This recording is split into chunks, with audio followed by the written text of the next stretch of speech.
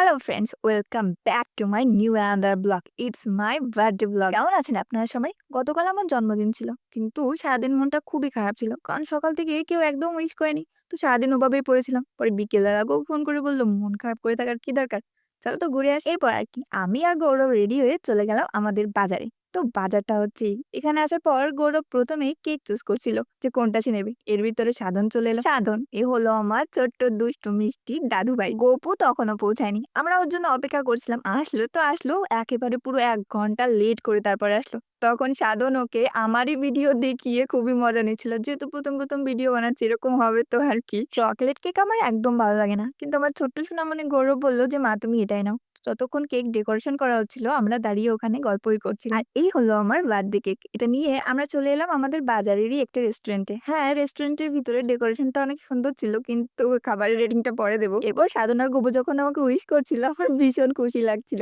আর এই সমস্ত কিছু তারাই অ্যারেঞ্জ করেছিল। বার্থডে এমন একটা দিন যেটা উইশ না করলে আসলে সবারই মন খারাপ হয়ে যায়। তো এরপর যখন আমি মোমবাতিগুলোতে ফু দিচ্ছিলাম, তখন আমার ভীষণ খুশি লাগছিল। এত খুশি যে আমি খুশিতে কান্না করে ফেলছিলাম আর কি। ওরা দুজন না ডাকলে হয়তো আমি ওভাবেই রাতটা পার করে দিতাম মন খারাপ করে। কিন্তু আমার বেশি খারাপ লাগলো যে আমার খুব কাছের মানুষগুলো আমাকে উইশ করলো না। এমনকি আমার মাও না।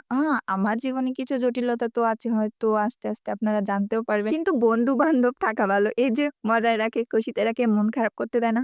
আর সবসময় তাদের সাথে নিজের ব্যক্তিগত কথা, দুঃখের কথা, কষ্টের কথাগুলোও শেয়ার করা যায়। আর এত মন খারাপ করার কথা বলছি কেন? আমি তো ভীষণ খুশিই আছি, তাই না? তো তারপরে আমরা সবাই মিলে কেক খেলাম, খুব মজা করলাম। আমাকে তো কেক মাখালো। আমি বুঝি না এটা কি একটা ট্রেন্ড হয়ে গেছে যে বার্থডেতে মুখে কেক লাগাতে হবে। এরপর বাকি কেকটা আমরা ওই রেস্টুরেন্টের ২ জন কাস্টমার আসছিল আরকি, তো তাদের দিয়েছিলাম। আর বাকিটুকু রেস্টুরেন্টের স্টাফদেরই দিয়ে দিয়েছিলাম। খাওয়ার জন্য আমরা অর্ডার করেছিলাম চিকেন হালিম, ফ্রেঞ্চ ফ্রাই আর লাচ্ছি। তবে আমাদের এই বাজারে অনেক ভালো কোনো রেস্টুরেন্ট না থাকায় খুব বেশি ভালো খাবার পাওয়া যায় না। খাবারের একদম চাপ ছিল না, কি বলবো। রেস্টুরেন্টের ওনার যখন এসে জিজ্ঞেস করছিল যে খাবারটা কেমন হয়েছে, আমরা তার মুখের উপরে বলতে পারিনি যে খাবারটা একদম ভালো হয়নি। সবথেকে ভয়ানক ছিল ওই লাচ্ছিটা।